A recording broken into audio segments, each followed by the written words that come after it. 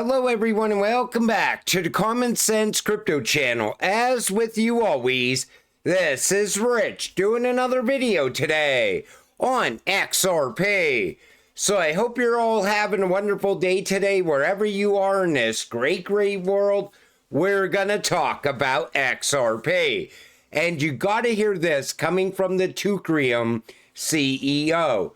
He said this today on Bloomberg. Ripple's a company of really professional people working really hard on this. That's why we chose XRP. We believe in XRP. We're not making a price prediction, but we do believe it's a coin that will have the most utility out there.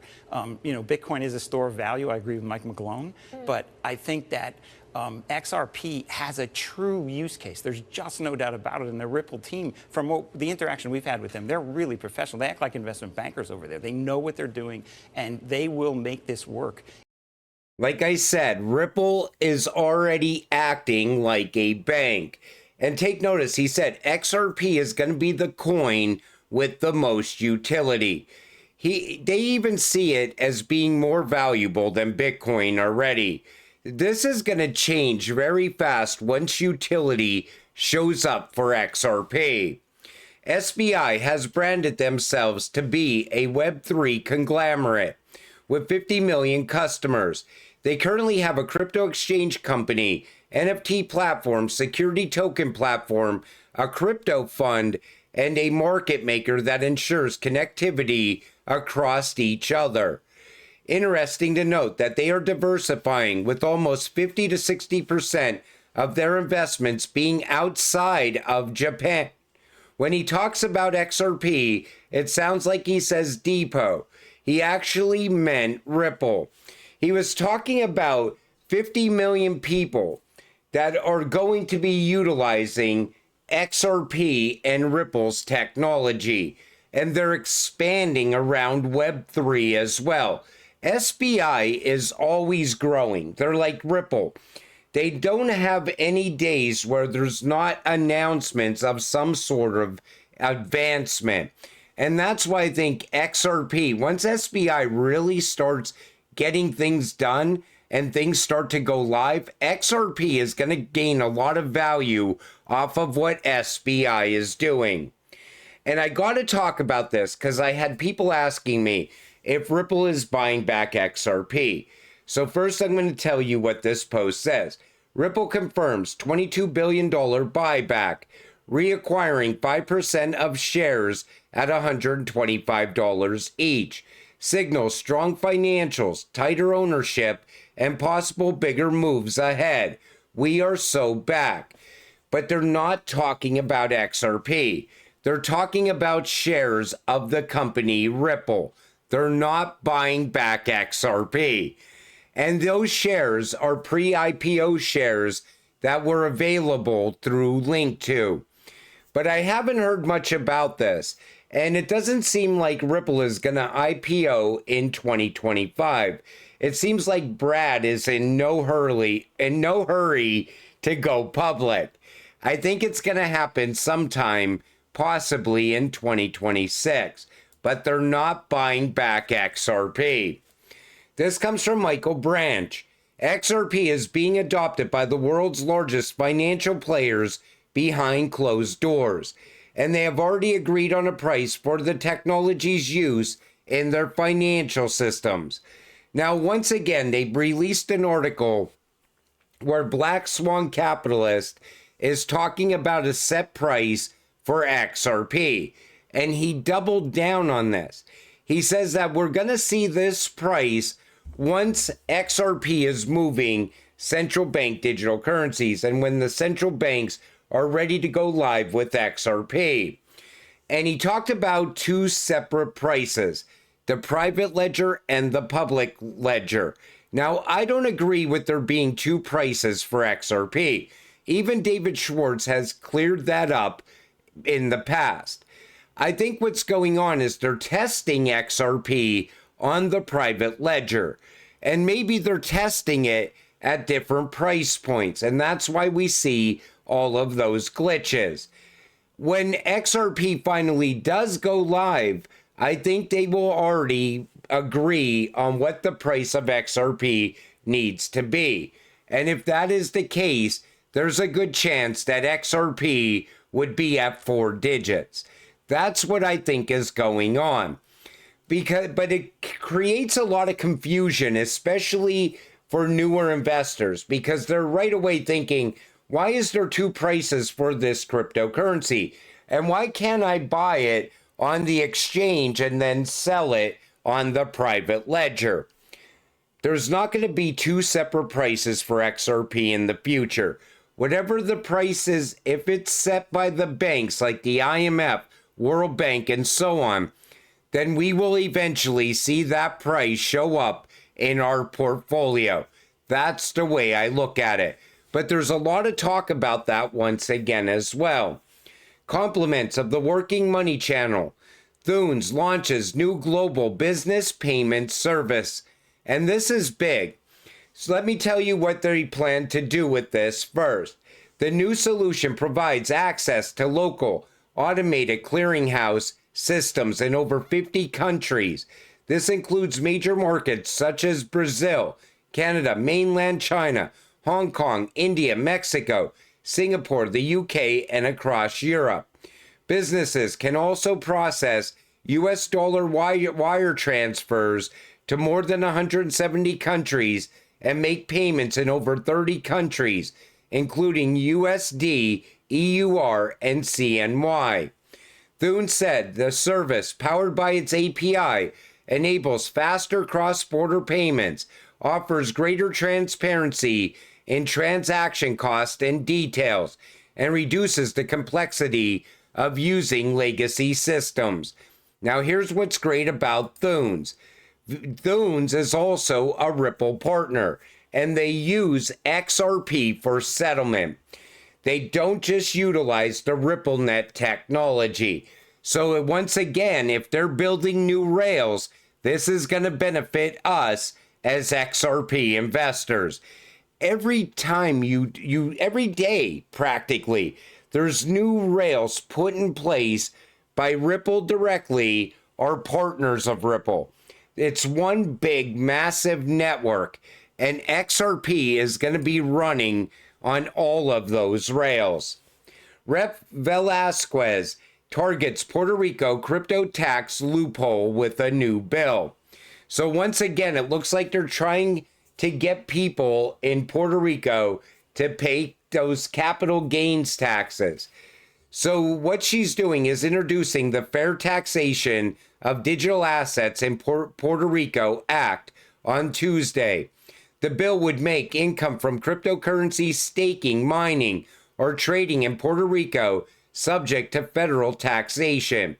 It would amend current law that allows individuals to exempt crypto-based income if they live on the island for at least 6 months.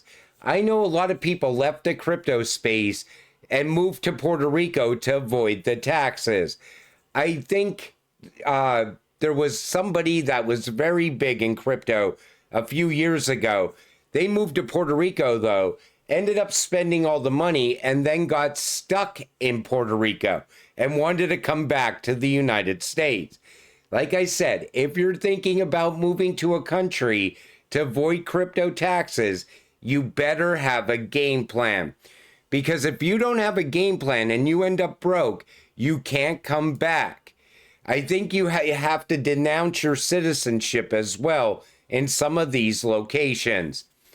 Google will debut a new crypto ads policy on April 23rd, today, requiring advertising exchanges and wallets to be licensed under the MiCA or CASP regulatory frameworks.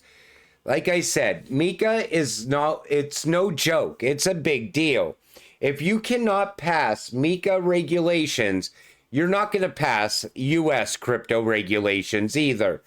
Everybody wants to believe that the US, because Donald Trump is so pro-crypto and he wants innovation to grow, that they're going to be lenient when it comes to regulations. They're totally wrong.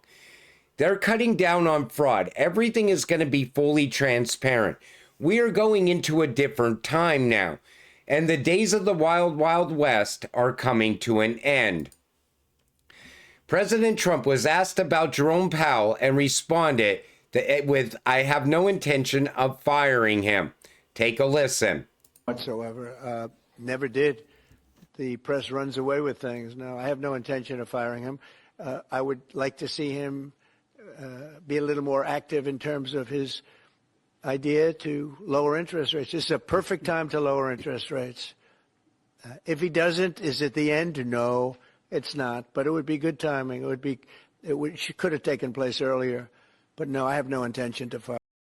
So he's not going to fire Jerome Powell. I don't even think he has the authority to fire Jerome Powell, actually. But maybe we are more on the path to ending the Fed. And Powell's term is up in 2026. So I want to see what happens there. But it would be great if Powell was to cut rates. I think it would give this market even more of a boost going forward. Wow. So I talked about this yesterday. World Economic Forum opens new probe into founder Klaus Schwab. Founder quit after board moves to investigate whistleblower allegations, which he denies, including use of luxury property and travel. Wait, didn't he want us all to own nothing and be happy while he has luxury property? And oh yeah, we're not supposed to travel either, but yet he's traveling around. And we now know who his replacement is. Klaus Schwab is out. This guy is in. Meet Peter Brabeck, former CEO of Nestle, who famously stated in 2017, humans have no right to access free water. Be careful what you wish for. This guy looks like every villain in every movie I've ever seen. And what's wrong with his eye? Well, somebody pointed it out right here.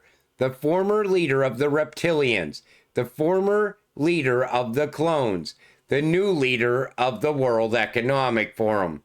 And you see it. So I guess that was his initiation into the club. You know, the World Economic Forum, they're not going to stop pushing their agenda. It's just not going to happen. And a lot of people see Trump as shifting away from that whole agenda. I think that's why the ECB is pissed off at Trump right now. They think everything he's doing with crypto is undermining their whole Great Reset idea. But crypto is a very big part of the Great Reset. Certain cryptocurrencies, these utility-driven cryptocurrencies like XRP and XLM, XDC, and so on, because they make the idea of a new financial system possible. Without utility-driven cryptocurrencies, there would not be a new financial system. But I do think a lot has shifted so far away from the green agenda. But that's only here in the United States. Around the rest of the world, they're still pushing that green agenda very hard. Now, one thing I see in the United States that's going to be an issue is Bitcoin mining. I think with the rise of AI and how energy consuming AI is, I think they're going to shift away from Bitcoin mining towards AI innovation. I think that's going to happen at some point in the future, especially as AI requires more and more power. But beyond that, I think the whole idea of not drilling in the United States, that's gone. Trump is going to want to drill. He wants the U.S. to be energy efficient, where we're not getting our energy from somewhere overseas. But no matter how you look at this, XRP still comes out on the winning side of it. If there's no Great Reset, XRP fixes the US dollar, still moves money around the world, still moves tokenized assets, because XRP moves anything of value, doesn't matter what it is. Plus it provides on-demand liquidity. If there is a new financial system, then we still see XRP as the winner, because it's going to play a very big role in the new financial system. That's why I always tell you, you are already holding the future. All you got to do is not sell too soon. And until it happens, stay patient, stay positive, and let's get rich together. With that said, I'm going to wrap up this video. I want to thank you all for watching. I appreciate all of you. I'll see you in the next one. Have a great night.